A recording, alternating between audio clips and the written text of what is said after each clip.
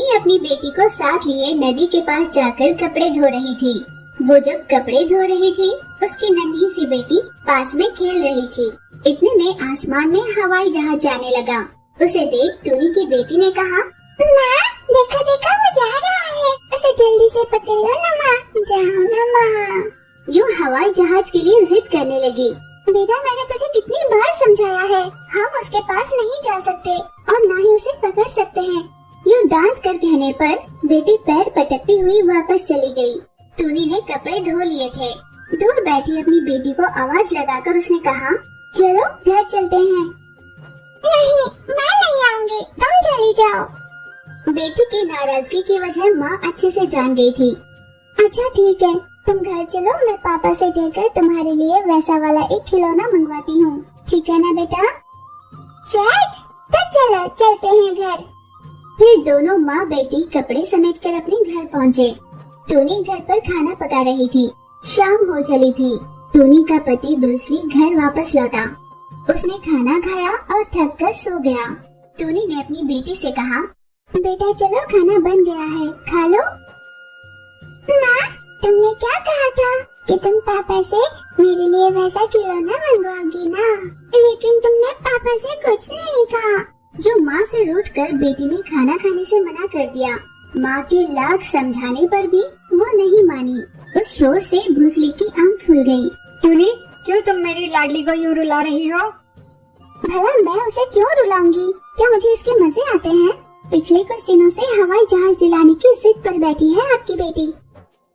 मैं तुम्हारे लिए कल हवाई जहाज लेकर आऊंगा। तुमने जिद छोड़कर माँ की बात मान ली तो मैं कल तुम्हारे लिए खिलौना जरूर लेकर आऊंगा। जब ब्रूस ली ने ये कहा तो वो बहुत खुश हो गई। कल मुझे हवाई जहाज मिलेगा। वो खुशी से कूदने लगी। फिर उसने खाना खा लिया। सभी शांति से सो गए। अगले दिन हमेशा की तरह माँ बेटी नदी किनारे पहुँचे। वहाँ पहुँचकर बिटिया ने आसमान की ओर देखकर सोचा, आज पापा मेरे लिए हवाई जहाज लाएंगे। माँ का काम निपट जाने के बाद वे दोनों वहाँ से निकलकर घर पहुँचे।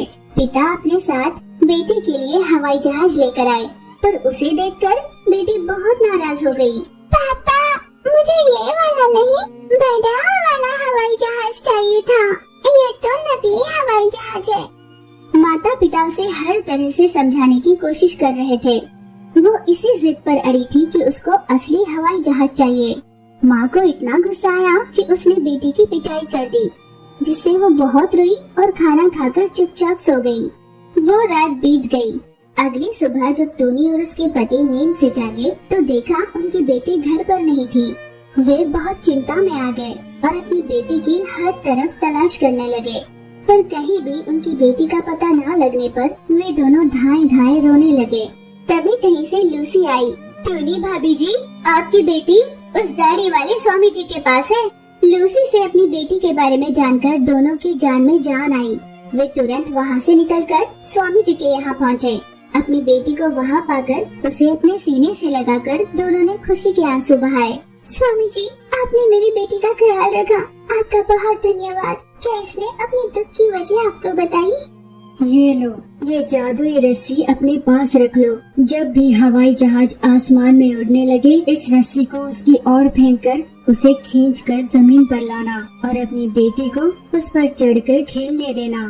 पर स्वामी जी, हम ऐसा कब तक कर पाएंगे? जब तक हवाई जहाज से इसका मन न भर जाए तब तक इसे खेलने दीजिए। बाद में उसे समझा देना कि इस चीज को लेकर इतनी जिद नहीं करते। बेटी और रस्सी को साथ लिए अपने घर पहुँचे। अगली सुबह नदी किनारे पहुंचकर उन्होंने आसमान में उड़ रहे हवाई जहाज पर स्वामी जी की जादुई रस्सी को फेंका। उसे खींचकर जमीन पर ले आए। वो तुरंत उसके अंदर चढ़कर बैठी और उसकी सैर करने लगी। बहुत समय तक यूं ही सैर करने के बाद वो हवाई जहाज से बाहर निकली। फिर हवाई जहाज वहाँ से चला जाता। हर रोज यही खेल खेल कर बेटी ऊब चुकी थी। माँ, अब मुझे हवाई जहाज से नहीं खेलना, अब मैं बोर हो गई हूँ। टूनी की बेटी उस दिन से पापा के लाए हुए उस हवाई जहाज खिलौने से खेलने लगी, जिससे माता पिता बहुत खुश हुए और आभार मानने के लिए स्वामी जी के पास गए और उनकी जादुई रस्सी को उन्हें वापस लौटा दिया।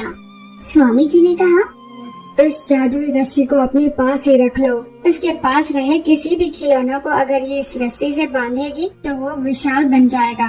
शाम होने तक वो पहले जैसे आकार में आ जाएगा। तब टोनी ने मन ही मन सोचा, ये बात पहले ही कह देते तो अच्छा था ना। अगर मैंने पहले ही ये आपसे कह दिया होता तो तब भी आपकी बेटी आसमान में उड़ रहे जहाज की ही जिद करती, इसीलिए मुझे ऐसा करना पड़ा। स्वामी जी ने उनके मन की बात जान ली, इसलिए टोनी बोली, स्वामी जी क्षमा कर देना। फिर माता पिता वहाँ से घर लौटे। वैसे तो उस दिन के बाद उन्हें उस रस्सी की कोई जरूरत नहीं पड़ी और समय के साथ धीरे धीरे उनकी बेटी ये बात भूल चुकी थी।